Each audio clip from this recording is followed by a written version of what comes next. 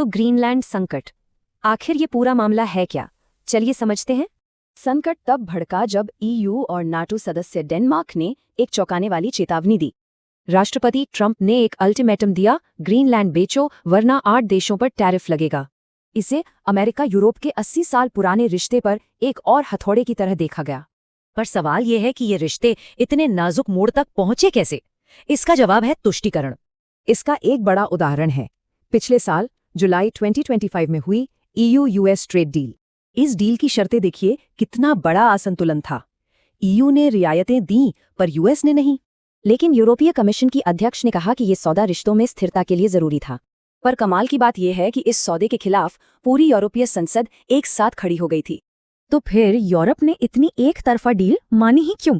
इसकी अनकही वजह थी रूस के खिलाफ यूक्रेन के लिए अमेरिकी समर्थन बनाए रखना।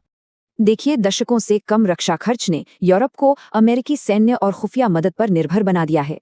और जैसा कि एक पूर्व नेता ने कहा, इसी निर्भरता की वजह से यूरोप मुश्किल में पड़ जाता है। लेकिन ग्रीनलैंड को बेचने की मांग शायद ईयू के लिए बर्दाश्त से बाहर थी। तो क्या यूरोप के पास इसका जवाब देने का कोई रास्ता है? हाँ, एक रास्ता है, एंटी कोएर्जन इंस्ट्रूमेंट, जिसे ईयू का बिग बाजूका भी कहा जाता है।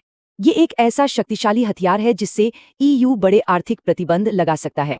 लेकिन इस बाजूका का इस्तेमाल करना न तो जल्दी हो सकता है और न ही आसान।